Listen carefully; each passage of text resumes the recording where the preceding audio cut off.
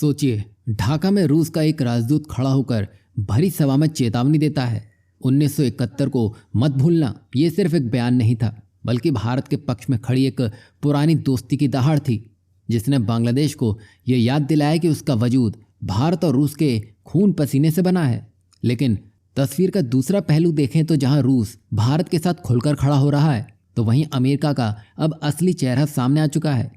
जो अमेरिका कभी India first की बात करता था, आज वही वॉशिंगटन पाकिस्तान के सेना प्रमुख आसिम मुनीर के साथ कुछ ऐसे वादे और नजदीकियां बढ़ाता दिखाई दे रहा है जो भारत के लिए तो कहीं से सही नहीं दिखता है। उल्टा मई 2025 से भारत पाकिस्तान के संघर्ष के बाद अमेरिका ने न सिर्फ चुप्पी साधी, बल्कि पाकिस्तान के साथ नए बंदरगाह और खनिजों के समझौते करके ये साफ कर दिया कि उसके लिए व्यापार भारत की सुरक्षा से बड़ा है। और इसके अलावा एक खबर और सामने आ रही है जो कि लगभग पक्की मानी जा रही है। पाकिस्तान और बांग्लादेश के बीच में एक गुप्त डिफेंस पैक्ट आखिरी चरण पर पहुंच चुका है। और ये साधारण समझौता नहीं, पूरी तरह से सऊदी के स्टाइल वाला समझौता है, जहां पर एक पर हमला दूसरे पर हमला माना जाएगा। यही नहीं, पाकिस्तान का युद्धपोत PNS सैफ पहली बार बांग्लादेश के चटगांव पहुंचा है, जो भारत के लिए एक चेतावनी जैसा है। लेकिन आप ये भी देखिए कि जहां ये सब चल रहा है, तो उधर रूस एकदम से एक्टिव होता नजर आ रहा है। जहां रूस ने साफ कर दिया है कि जब दुनिया खामोश थी, तब भारत और रूस ने मिलकर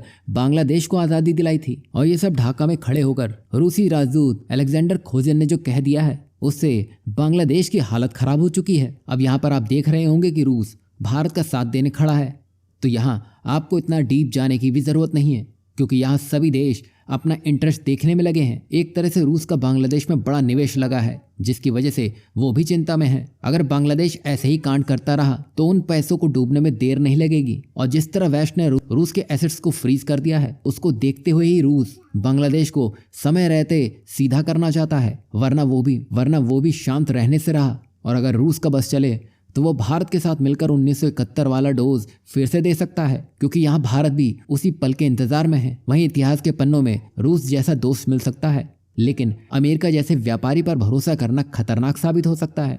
अब सवाल ये है, जब पड़ोसी बदल रहे हों और महाशक्तियाँ अपना रंग दिखा रही हों, तो क्या हम अपनी सुरक्षा के लिए सिर्फ अपनी ताकत पर भरोसा करने को तैयार हैं? इस पर आप क्या कुछ सोचते हैं? अपनी राय जरूर दीजिएगा।